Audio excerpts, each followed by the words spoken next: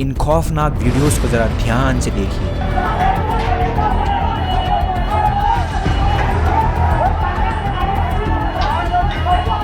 ये वीडियोस ना ही किसी वॉर के हैं और ना ही किसी टेररिस्ट अटैक के, बल्कि ये वीडियोस तो हमारे इंडिया उत्तराखंड के नैनीताल डिस्ट्रिक्ट के हैं। इस घटना से करीब 2 लोगों की मौत और 250 से ज्यादा लोग बुरी तरीके से घायल। इतना ही नहीं, एक पूरे पुलिस स्टेशन को भी तोड़ दिया गया। लेकिन सवाल आता है, आखिर ये सब क्यों हुआ और इस सब बर्बादी के पीछे क्या कारण है? इस वीडियो में मैं आप लोगों को सारी चीजें बताऊंगा, लेकिन उससे पहले मेरे इस छोटे से चैनल को सब्सक्राइब और वीडियो को लाइक कर दीजिए। ये कहानी की शुरुआत होती है 30 जनवरी 2024। नैनीताल डिस्ट्रिक्ट हल्द्वानी शहर के मालिक का बगीचा नाम के एरिया में बनी मदरसा को म्यूनिसिपल कॉर्पोरेशन ऑफ हल्द्वानी एक नोटिस भेजती है।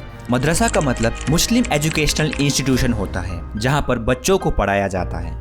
नोटिस के अंदर साफ बताया गया है कि वो मदरसा इलीगली सरकारी जमीन पर बनाया गया है और मालिक का बगीचा नाम का कोई भी धर्मस्थल कभी भी म्यूनिसिपल कॉर्पोरेशन के डॉक्यूमेंट में दर्ज नहीं हुआ था। दो स्ट्रक्चर्स हैं जो कहीं पर भी ना तो किसी धार्मिक संरचना के रूप में रजिस्टर्ड हैं, ना ही किसी प्रकार से मान्यता प्राप्त है। इस नोटिस को गलत साबित करने के लिए मदरसा मैनेजमेंट के पास कोई कंप्लीट डॉक्यूमेंट नहीं थे। इसी चीज को ध्यान में रखते हुए ऑन 6 फरवरी मदरसा के मैनेजमेंट ने हाई कोर्ट में एक public interest litigation file submit कर दी है, ताकि मदरसा के डेमोलिशन को एक स्टे ऑर्डर मिल सके। लेकिन हाई कोर्ट के द्वारा किसी भी प्रकार का स्टे ऑर्डर इश्यू नहीं किया गया। इसी चीज को ध्यान में रखते हुए ऑन 8 फरवरी 2024 शाम के समय करीब 4 बजे पुलिस और डिस्ट्रिक्ट एडमिनिस्ट्रेशन की टीम मदरसा के स्पॉट पर पहुंचते हैं। हालांकि वहां पर रहने वाले लोग कोर्ट और म्यूनिसिपल कॉर्पोरेशन के फैसले से कतई भी खुश नहीं थे और वहां पर माहौल पहले से ही बहुत गर्म था। जब पुलिस प्रशासन की बुलडोजर ने मदरसा को तोड़ना शुरू किया, पीसफुली डिमोलिशन ड्राइव शुरू हुआ।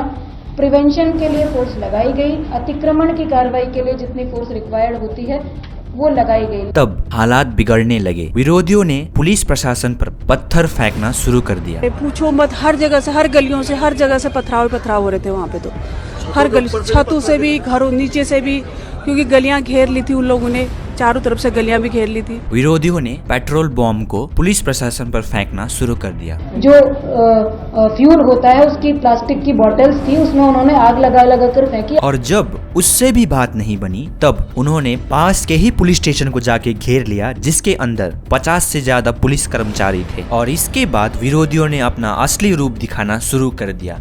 उसके बाद बाहर से जो है फिर उन्होंने आग लगाने की कोशिश करी, पथराव करे, सब कुछ करा। उन्होंने बड़ी मुश्किल से जान बचा के आए हम लोग। एक पुलिस वैन को जला दिया, पब्लिक व्हीकल्स को डैमेज किए, पुलिस स्टेशन को तोड़ने के लिए पत्थर और ओपनली इलीगल वेपन से फायर करना शुरू कर दिया। और इसी चीज के दौरान करीब 2 लोगों की मौत और 250 से ज्यादा लोगों को बुरी तरीके से चोट लगी। थोड़ा बहुत हल्ला हुआ, इसके बाद थोड़ा सा आगे को मशीन पड़ी तो पत्थर फेंका वहाँ से। कई संख्या में, मतलब सैकड़ों की संख्या में भागता हुआ आ रहा अपनी जान बचाने के लिए।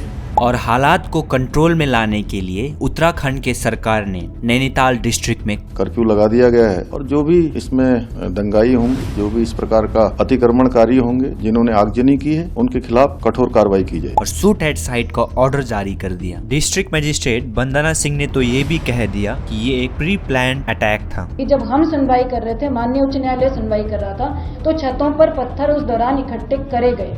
इसका मतलब इट वाज प्लान्ड कि जिस दिन भी डिमोलिशन ड्राइव होगी, हम उस दिन इस तरह से फोर्सेस को अटैक करेंगे, इस तरह से डिमोरलाइज करने की कोशिश करेंगे स्टेट मशीनरी को। क्या आप लोग इस बात से सहमत हैं? गलती चाहे किसी की भी हो, लेकिन मासूम जनता के प्रॉपर्टी और फैमिली मेंबर्स को भारी मात्रा में डैमेज हुआ है। और अगर कभी आप भी ऐसी सिचुएशन में फंस गए, तो तब पहले अपनी और अपनी फैमिली को एक सेफ जगह पर ले जाएं, क्योंकि प्रॉपर्टी डैमेज को तो रिपेयर किया जा सकता है, लेकिन गए हुए इंसान को वापस नहीं लाया जा सकता।